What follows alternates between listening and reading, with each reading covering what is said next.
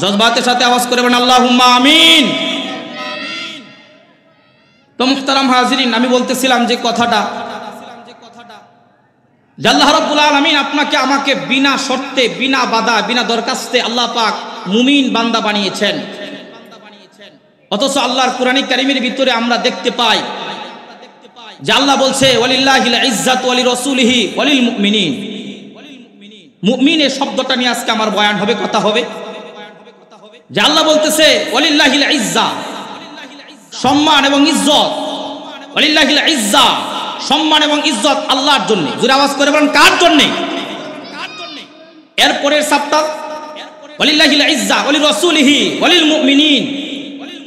নবীর পরেই মুমিনদের মান মর্যাদার কথা আল্লাহ তাআলা বলেছেন। কিন্তু আজকে আমরা দেখতেছি আল্লাহর ভাষ্য অনুযায়ী, আল্লাহ পাকের কথা অনুযায়ী মুমিন বান্দা সারা পৃথিবীতে সম্মানের জাতির পরিবর্তে বেইজ্জতির জাতিতে রূপান্তরিত হচ্ছে। কথা বলেন ঠিক না বেঠিক? সারা পৃথিবীতে ইহুদি বলেন, খ্রিস্টান বলেন, বৌদ্ধ বলেন, নাসারা বলেন, এদের যেই পরিমাণ রক্ত ঝরছে এর চাইতে বেশি রক্তে আল্লাহ পাকের জমিন রঞ্জিত হচ্ছে মুসলমান মুমিন বান্দাদের। কথা বলেন ঠিক না বেঠিক? সারা পৃথিবীতে আজকে দেখেন, রাসূল আরবী সাল্লাল্লাহু আলাইহি ওয়াসাল্লাম ১৫০০ বছর আগে ভবিষ্যৎবাণী করেছেন যে আমার উম্মতের উপরে বিপদ আসবে, উম্মতের রক্তের স্রোত বইবে, উম্মতের রক্তে আল্লাহর জমিন, আল্লাহর পৃথিবীর মানচিত্র রঞ্জিত হবে। সাহাবায়ে কেরাম প্রশ্ন করেছিলেন এটা কিসের কারণে? ওয়ামিন কিল্লাতিনা ইয়াউমাইদি ইয়া রাসূলুল্লাহ, আমরা কি সংখ্যায় অল্প হব নাকি? রাসূল আরবী বলেন সংখ্যায় তোমরা অল্প না, ওয়ালাকিন্নাকুম গুসাউন কাগুসাইস সাইল, সংখ্যায় তোমরা অধিক হবে, তোমাদের মধ্যে সংখ্যা অনেক থাকবে। আজকে সারা পৃথিবীতে আপনি দেখেন 700 কোটি মানুষের মধ্যে, সারা পৃথিবীতে 700 কোটি মানুষের মধ্যে 250 কোটি মুসলমান। পৃথিবীর দ্বিতীয় জনগোষ্ঠী হচ্ছে, বৃহত্তর জনগোষ্ঠী হচ্ছে মুসলমান। এরপরে মুসলমানদের রক্তে আল্লাহর জমিন রঞ্জিত হচ্ছে। কথা বলেন ঠিক না বেঠিক?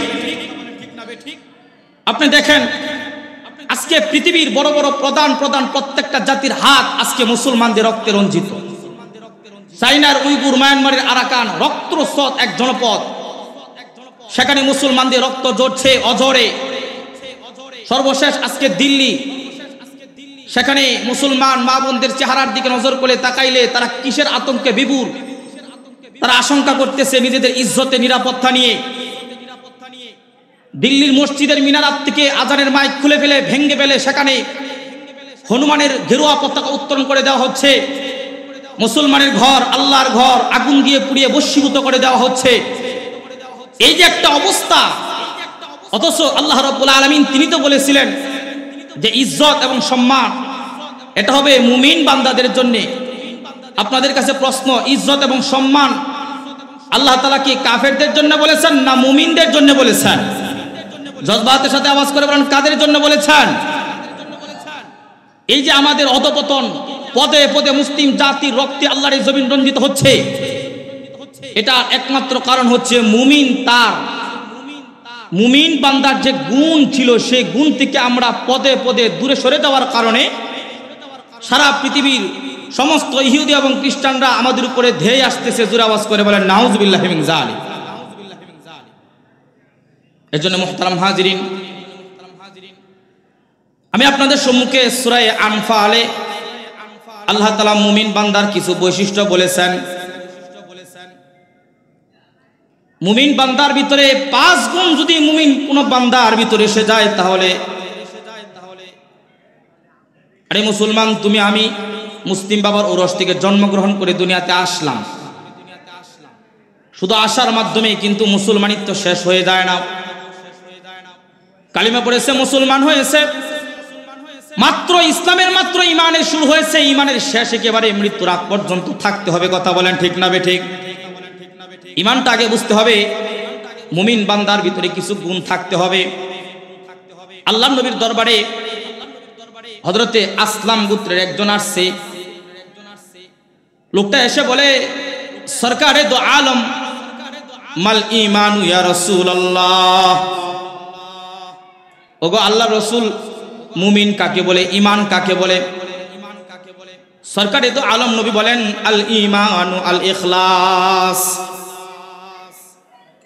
সরকারে তো আলম নবী বলেন ঈমানের অপর নাম হচ্ছে ইখলাস। অর্থাৎ যার ভিতরে ঈমান আছে, অর্থাৎ যার ভিতরে খুলুসিয়াত আছে, যার ভিতরে ইখলাস আছে, তার ভিতরে ঈমান আছে, এমন মুমিনের দফতরে, এমন মুমিন বান্দার নাম আল্লাহ পাকের মুমিন বান্দার দফতরের ভিতরে আছে। জোরে বলেন সুবহানাল্লাহি ওয়া বিহামদিহি। রাসূল আরবী সাহাবীদেরকে তখনই বলেছিলেন যে মুমিন, আসলে আমি আমার সাহাবী এবং আমি আমার পরবর্তী আখিরি জামানার উম্মতের মধ্যে দুইটা বিষয়ে, দুইটা শিরিকের ব্যাপারে আমি ভয় করি।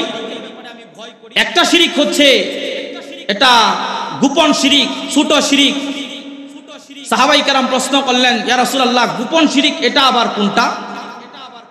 রাসূল আরবী সাল্লাল্লাহু আলাইহি সাল্লাম জবাব দিয়ে বললেন যে ছোট শিরিক, গোপন শিরিক সেটা হচ্ছে তোমাদের নিয়তের উল্টাপাল্টা হাল।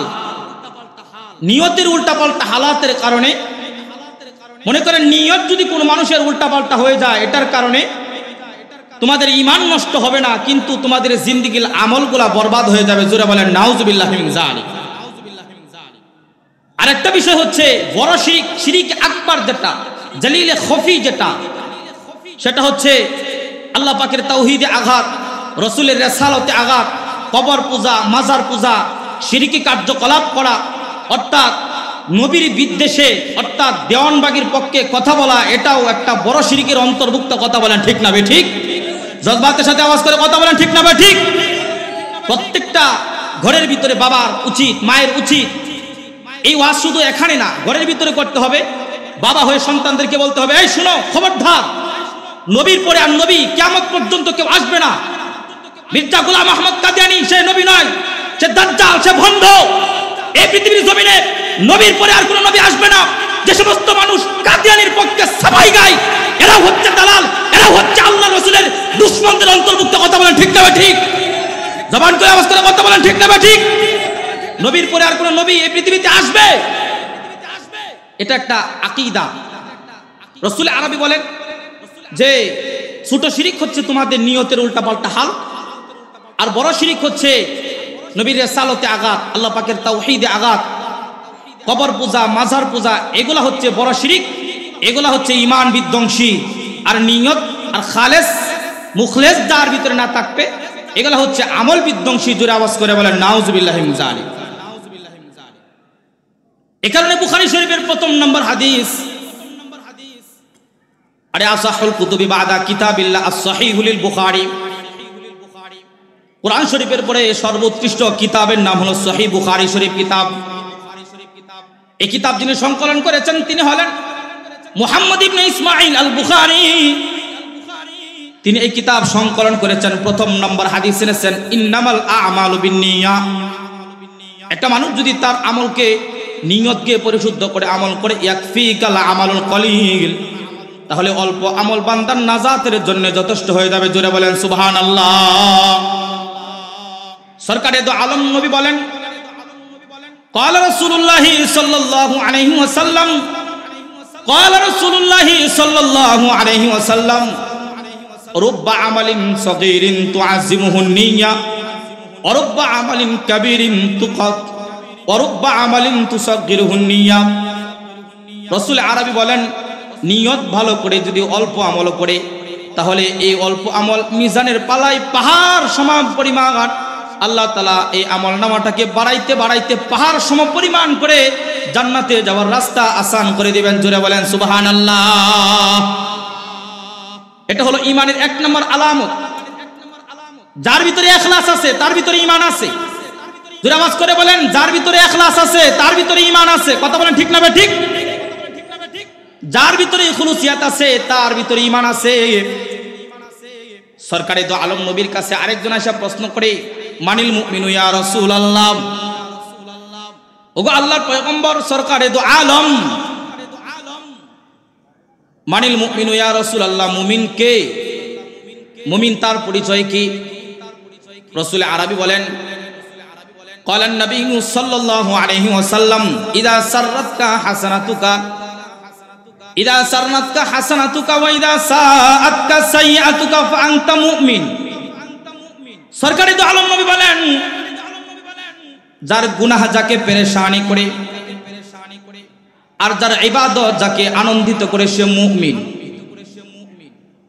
যার ইবাদত যাকে আনন্দিত করে আর যার গুনাহ যাকে পেরেশানি করে। হায়রে, আজকে আমি এশারের নামাজটা জামাতের সাথে পড়তে পারলাম না, এই যে একটা আফসোস তার দিলের ভিতরে আছে। আর ইবাদত করার পরে, অর্থাৎ ইবাদতের সুরুর এবং আনন্দ যার ভিতরে আছে। আজকে আমি ফজরের নামাজটা জামাতের সাথে পড়তে পারলাম, আলহামদুলিল্লাহ, সে খুশি হয়ে গেছে।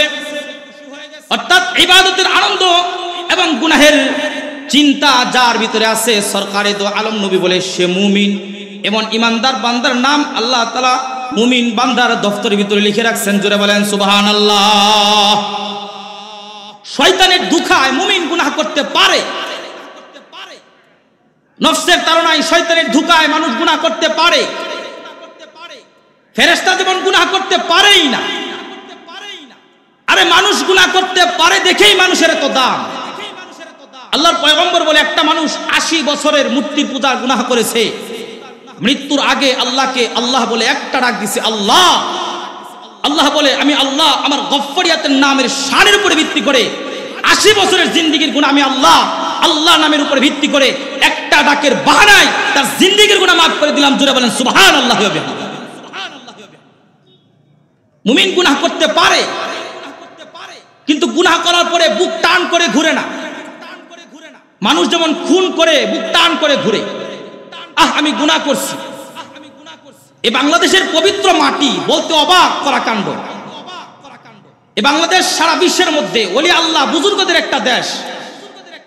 যুবক ভাই যারা আছেন, অনেক আগের একটা ঘটনা, যে জেনা করে, আরে বাংলাদেশের বাইতুল মুকাররমের পাশে মসজিদের শহর ঢাকার ভিতরে জাহাঙ্গীরনগর বিশ্ববিদ্যালয় কলেজে এক কুলাঙ্গার 100 মেয়ের সাথে দর্শন করেছে, জেনা করেছে।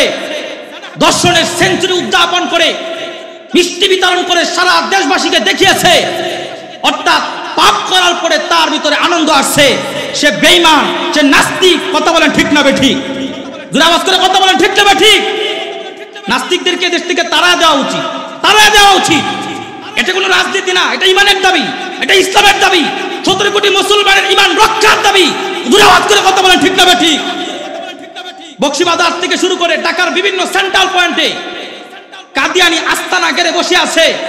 এটা কি মুসলিম উম্মার জন্য দুর্ভাগ্যের কোনো বিষয় নয়? জোরে আওয়াজ করে কথা বলেন, দুর্ভাগ্যের কোনো বিষয় নয়? হ্যাঁ, থাকবে, কিন্তু কাফের হিসাবে থাকবে। সরকারি দো আলম নবী বলেন, মুমিন বান্দা হলো সে গুনাহ করার পরে যার ভিতরে একটা পেরেশানি আসছে, হায়রে আমি গুনাহটা করছি, আমি আমার এই পাপিষ্টের চেহারা লইয়া আল্লাহর সামনে কেমনে দাঁড়াবো? অনেকে আছে মনে মনে বলতে থাকে, অনেক মুরব্বী অমানাস বাড়িতে আইসা, রাস্তাঘাটে আইসা বলে, আজকে সিনেমাটা দেখতে পারছি, আল্লাহর মেহেরবানিতে কারেন্টটা গেছে না। তুমি আমি মুসলমান কিনা এটা তোমার আমার বলার দরকার নাই। বাড়ি থেকে তুমি আন্দাজ করো এই কথা বলার বিপরে তোমার ভিতরে ঈমান থাকে কি থাকে না। জোরে আওয়াজ করে বলেন, কথা বলেন ঠিক না বেঠিক? অর্থাৎ পাপ করার পরে, পাপিষ্টের কাজটা আরামের সাথে আনন্দের সাথে সমাপন করার পরে, শেষ করার পরে তার দিলের ভিতরে একটা বাহবাস। মনে রাখবা মুসলমান, তোমার ইমানের হালত খুবই কমজোর আছে। এমন ইমানের হালত কমজোর যদি আমাদের মধ্যে দিনের পর দিন বাড়তেই থাকে, তাহলে ভূমিকম্প আসবে, আরো বড় কিছু আসবে। জালিম সরকার তোমার আমাদের উপরে আল্লাহ তাআলা চাপা দিয়া এমন অবস্থা আসবে, মৃত্যুর আগে আগে আল্লাহ তাআলা তোমার আমার বেঈমান বানায় মৃত্যু অবস্থায় সান্নিধ্যে নিয়ে হবে। জোরে বলেন নাউজুবিল্লাহ। অনেক মানুষ এমন আছে ইবাদত করে যে আলহামদুলিল্লাহ, যে আমি আজকে জামাতের সাথে নামাজটা পড়তে পারছি। ইব্রাহিম বিন আদহাম রহমতুল্লাহি আলাইহি মসজিদের গেটের সামনে দাঁড়ানো, কেবলমাত্র আসরের নামাজটা শেষ করে গেটের সামনে দাঁড়াইছে। হঠাৎ করে একটা মুরব্বী দৌড়ে আসছে, আয়েশা বলে, ইব্রাহিম জামাত কখন দাঁড়াবে? ইব্রাহিম বিন আদহাম রহমতুল্লাহ আলাইহি তার খবর দিতেছে, এ আল্লাহর বান্দা, একটু আগেই জামাতে নামাজ শেষ করে মাত্র বারান্দায় আসলাম, তুমিও আসছো, জামাতে নামাজটা শেষ করে মাত্র বারান্দায় আমরা দাঁড়াইলাম। ইব্রাহিম বিন আদহাম, বলখের বাদশাহ ইব্রাহিম বিন আদহাম এমন একজন আল্লাহওয়ালা বুজুর্গ ছিলেন। তিনি জামাতের নামাজটা পড়ে, ইব্রাহিম বিন আদহাম সম্পর্কে একটা কথা বলি, তিনি খাসপওয়ালা বুজুর্গ ছিলেন, বসিরতওয়ালা এমন একজন আল্লাহওয়ালা জমিনের মধ্যে ছিলেন। তিনি জমিনে বৈশা আরশের উপরে ফেরেশতা তার ব্যাপারে কি কথোপকথন করে এটা তিনি জমিনে বৈশা শুনতে পাইতেন। জোরে আওয়াজ করে বলেন সুবহানাল্লাহ। এই ইব্রাহিম বিন আদহাম রহমতুল্লাহি আলাইহি মসজিদের গেটের সামনে দাঁড়ানো বৃদ্ধ লোকটা আয়েশা বলতেছে, ইব্রাহিম, জামাত কখন দাঁড়াবে? ইব্রাহিম বিন আদহাম বলে, কেবলমাত্র জামাতে নামাজ শেষ করে বারান্দায় দাঁড়াইলাম, জামাত শেষ। ইব্রাহিম বিন আদহাম রাহমাতুল্লাহি আলাইহি শেষ এই শব্দটা বলার সাথে সাথে এই বৃদ্ধ মানুষটা আহ বলে একটা চিৎকার দিয়া অজ্ঞান হয়ে জমিনের মধ্যে পড়ে গেছে। হাই হাই, জামাতের সাথে আমি নামাজটা পড়তে পারলাম না। এখন এই মুহূর্তে যদি আমার মৃত্যু হয়ে যায় তাহলে জিন্দেগীর 40 বছরের তাকবীর বলার কোনো মূল্য আল্লাহর তাআলার কাছে থাকবে না। জোরে আওয়াজ করে বলেন আল্লাহু আকবার। আরো জোরে আওয়াজ করে বলেন আল্লাহু আকবার। বৃদ্ধ লোকটা তিনি অজ্ঞান হয়ে পড়ে গেছে। সুস্থ হওয়ার পরে ইব্রাহিম বিন আদহাম রাহমাতুল্লাহি আলাইহি তিনি বলেন, এ আল্লাহর বান্দা, তুমি আমার জামাতের নামাজটাই তুমি নিয়ে যাও, তোমার ওই ঈমানওয়ালা আহটা আমায় দিয়া দাও। অর্থাৎ মুমিন বান্দার আহ এটাও কিন্তু আল্লাহর কাছে অনেক দামের। জোরে আওয়াজ করে বলেন আল্লাহু আকবার। অর্থাৎ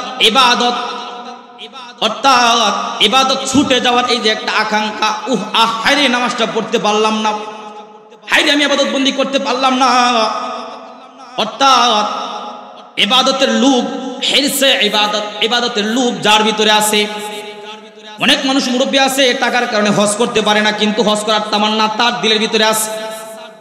অনেক মানুষ শীতের কারণে মসজিদের মধ্যে যাইতে পারে না, কিন্তু একটা সময় গেছে জামাতের নামাজ তার কোনোদিন ছুটে নাই। এখন এই মুহূর্তে অসুস্থর কারণে তিনি বিছানার মধ্যে শুয়ে পড়ছে আর আফসোস করতেছে।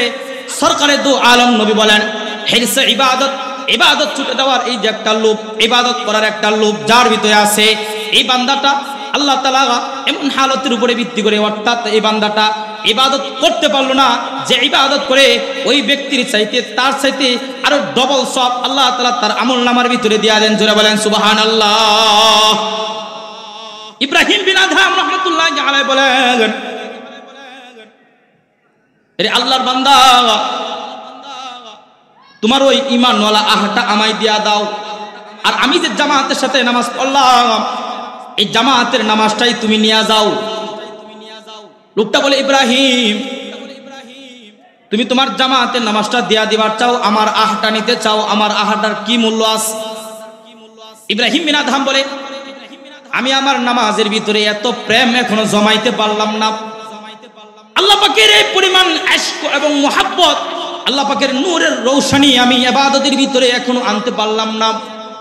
তোমার ওই ঈমানওয়ালা আহটার ভিতরে যত মুহাব্বত আল্লাহর প্রতি তুমি ঢুকাইছো, তুমি যখন আহ বললা, ওই আহটাকে আমি দেখলাম নূর দিয়া পেছানো অবস্থায় মালিক আল্লাহ তাআলা আসমানের দিকে নিয়ে গেল। আমার মন বলতেছে, এমন ঈমানওয়ালা একটা আহ যদি মিজানের ডান পাল্লায় রাখা হয়, তাহলে ওই এমন ঈমানওয়ালা একটা আহ দিয়া আল্লাহর জান্নাতের 8টো দরজা খুলে ফেলা সম্ভব। জোরে বলেন সুবহানাল্লাহ। অর্থাৎ রাসূল আরবি বলেন, ইবাদত করার পরে যার দিলের মধ্যে আনন্দ আসে আর গুনাহ করার পরে পেরেশানি আসে, সে মুমিন। তাহলে ঈমানের একটা 1 নম্বর বৈশিষ্ট্য বললাম, গুণ বললাম, যার ভিতরে ইখলাস আছে তার ভিতরে ঈমান আছে। 2 নম্বর গুণ হলো সরকারে দু আলম নবীর হাদিস। সরকারে দু আলম নবী বলে, ইবাদত করার পরে যার ভিতরে আনন্দ আসে, গুনাহ করার পরে পেরেশানি আসে, সে মুমিন।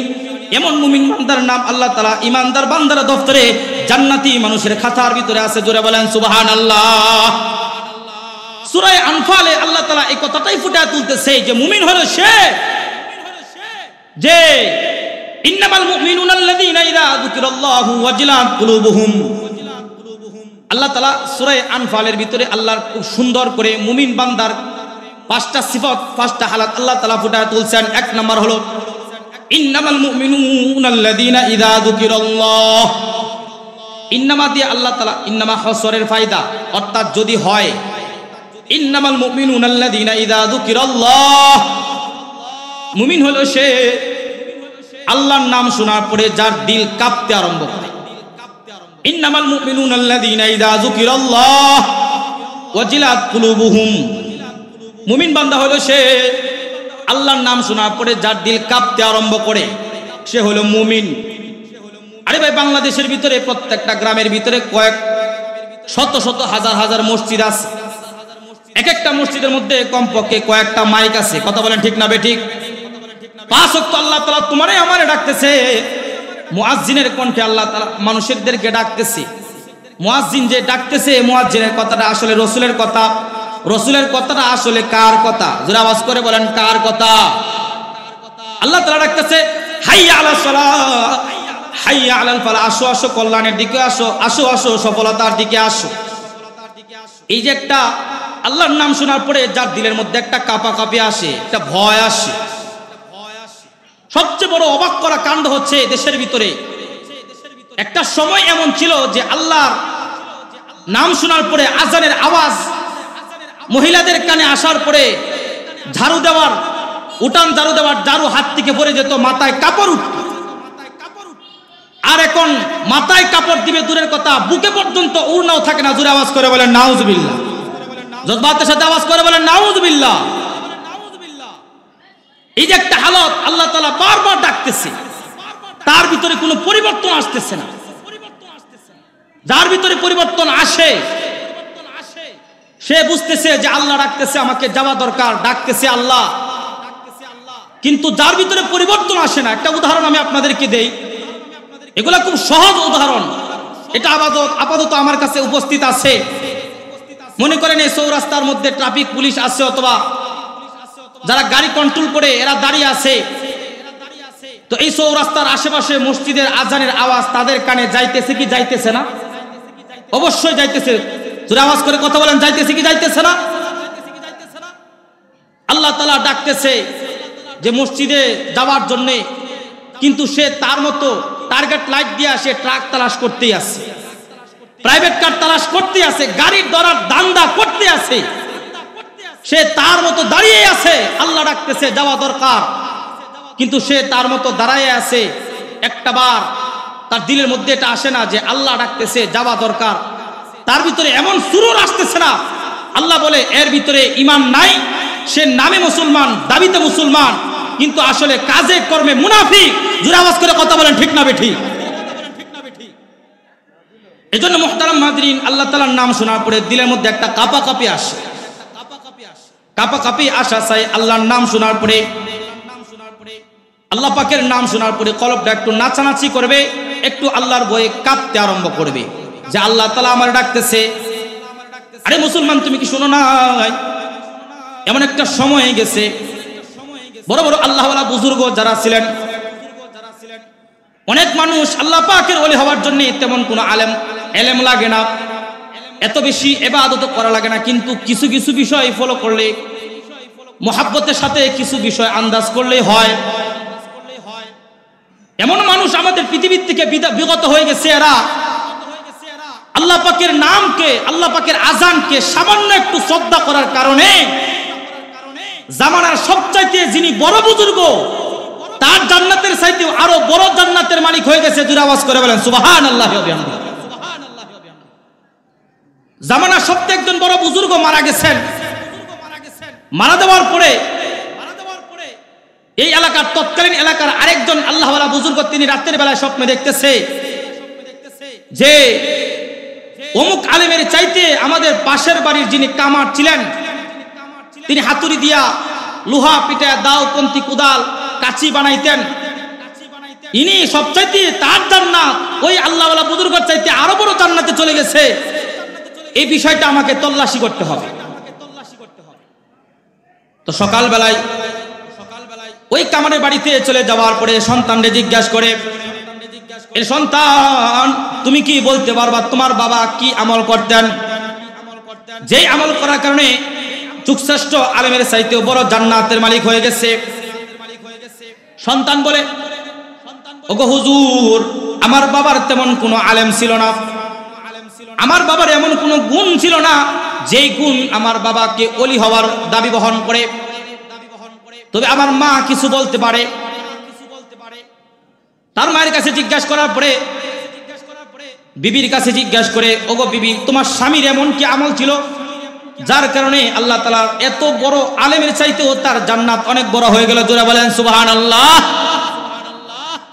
এবার বিবি বলে, আমার স্বামী পেটের দায়ে তিনি হাতুড়ি দিয়া পিঠে লোহা কন্তি কোদাল বানাইতেন, কিন্তু তার ভিতরে এমন একটা গুণ ছিল, মসজিদের মিনার থেকে যখন তার কানে আজান চলে আসতো, তিনি একটা বাড়িও আর এই হাতুড়ির মধ্যে এই লোহার মধ্যে আর তিনি দিতেন না। জোরে আওয়াজ করে বলেন আল্লাহু আকবার।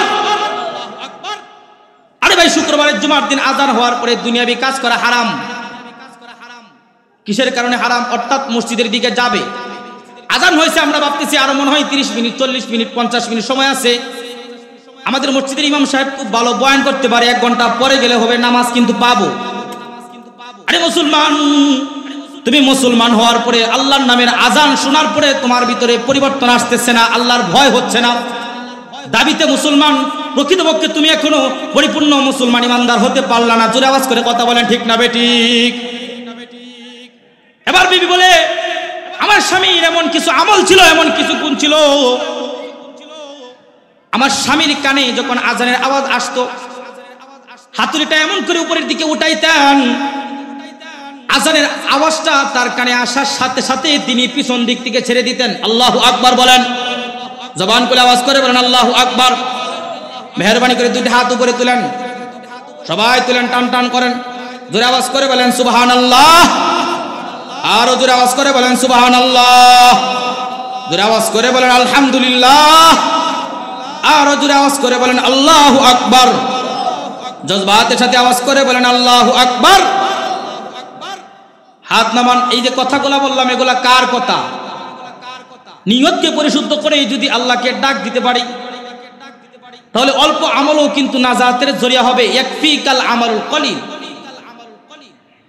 মুহতারাম হাজিরিন, মুমিন বান্দার গুণের ভিতরে প্রথম নাম্বার গুণ হলো, আল্লাহ পাকের সূরা আনফালের ভিতরে আল্লাহ তাআলা বলেন, আল্লাহর নাম শোনার পরে তার দিল কাঁপতে আরম্ভ করে।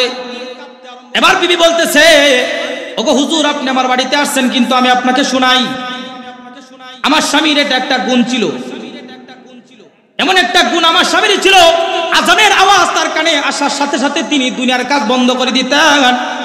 আমার মনে হয় এমন একটা গুণের কারণে আল্লাহ তাআলা তার জান্নাতকে জামানার সবচাইতে বড় আলেমের চাইতে আরো বড় জান্নাত দান করছে। জোরে আওয়াজ করে বলেন সুবহানাল্লাহ। তাহলে মুমিন বান্দা সে কানের মধ্যে আজান যাওয়ার সাথে সাথে সে বিছনার থেকে আলাদা হয়ে যাবে। মুমিন বান্দা হলো সে কানের মধ্যে আল্লাহ পাকের নাম দেওয়ার সাথে সাথে দুনিয়াবি কাজ বাদ দিয়া দিবে। কানের মধ্যে আল্লাহ পাকের নাম দেওয়ার পরে দুনিয়াবি কাজ আমরা আর করব না। জোরে আওয়াজ করে বলেন ইনশাআল্লাহ। আরো জোরে আওয়াজ করে বলেন ইনশাআল্লাহ।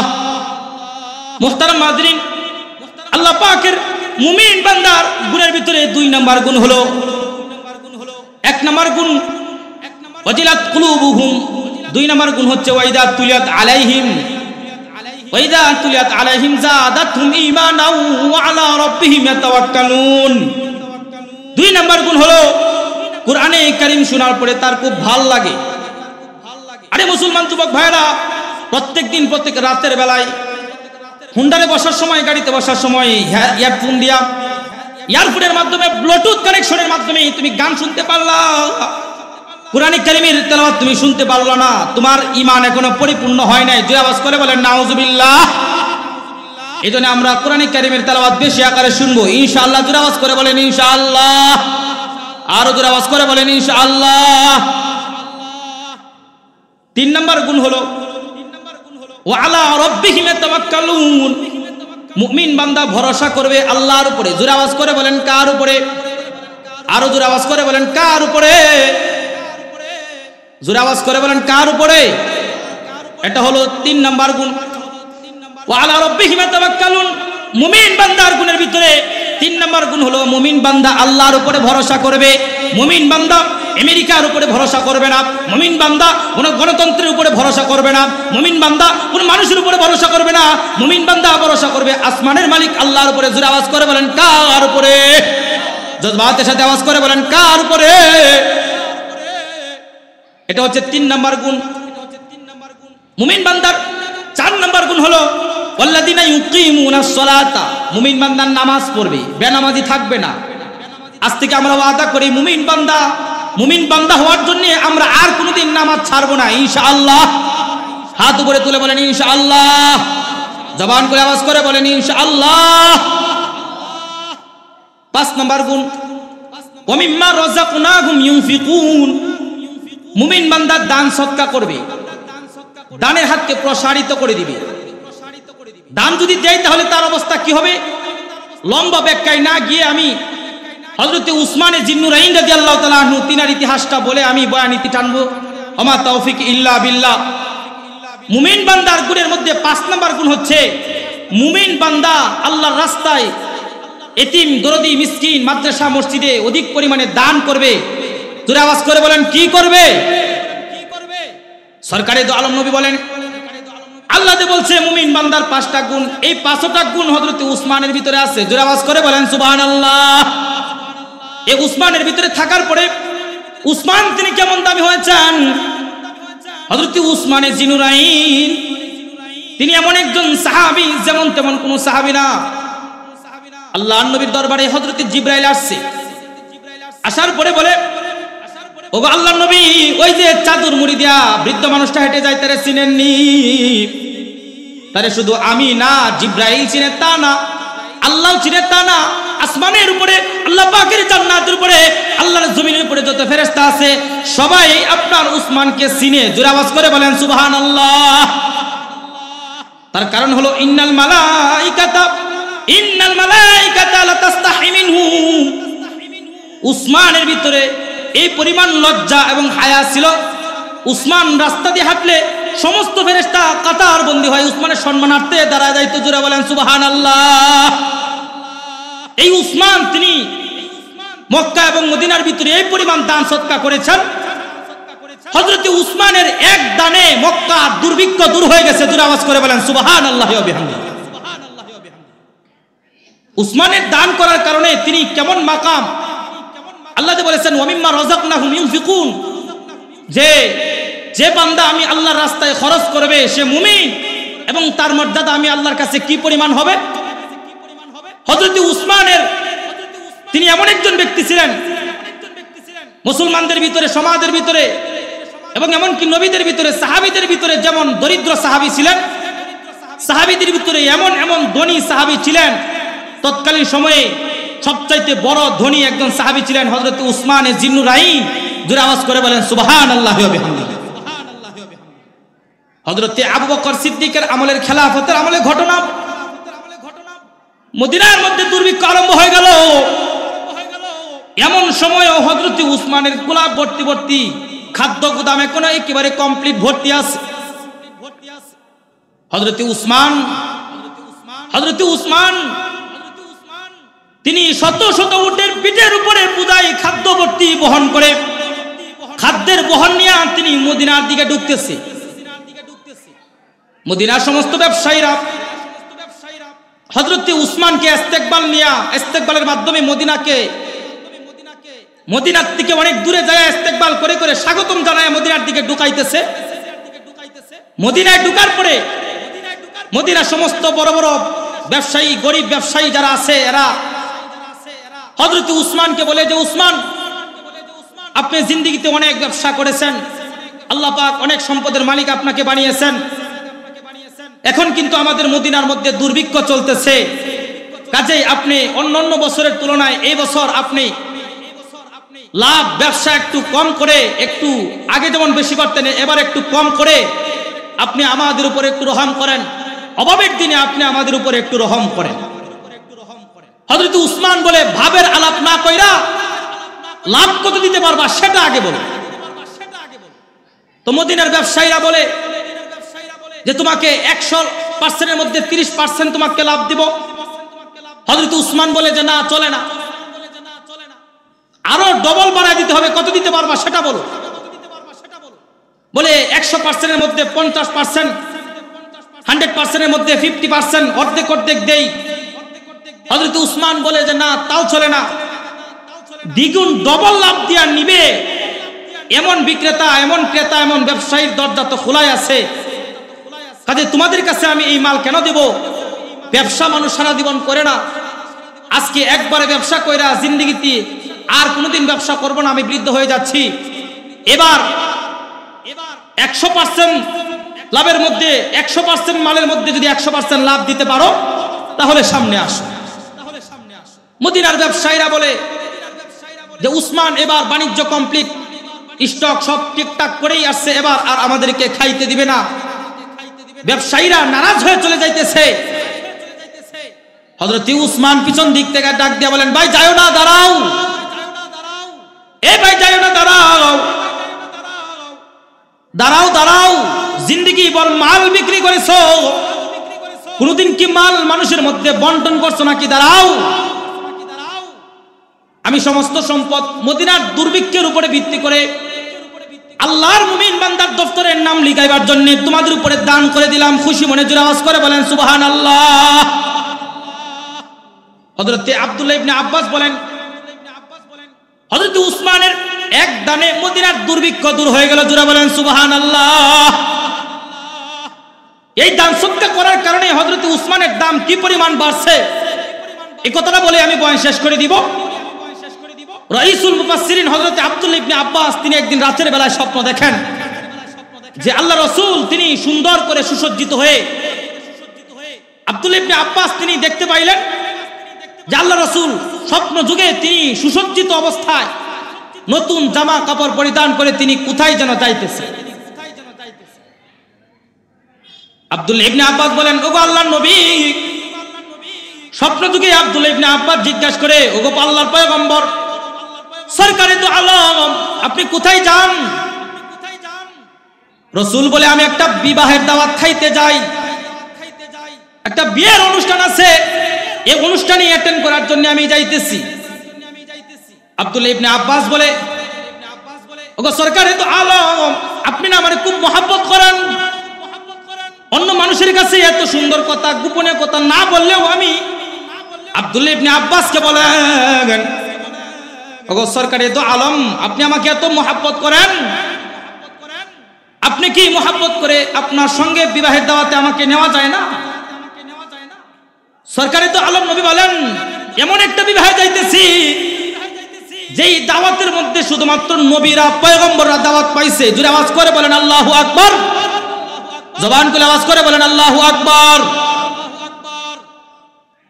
এমন একটা দাওয়াত পাইলাম যেই দাওয়াতের মধ্যে শুধুমাত্র নবীরা দাওয়াত পাইছে, আর এই দাওয়াতের ঘটকালি করতেছেন স্বয়ং আল্লাহ। জোরে আওয়াজ করে বলেন কে? এই দাওয়াতের ঘটক হইলেন স্বয়ং আল্লাহ, আর চিফ গেস্ট হিসেবে আল্লাহ তাআলা আমারে দাওয়াত করেছে।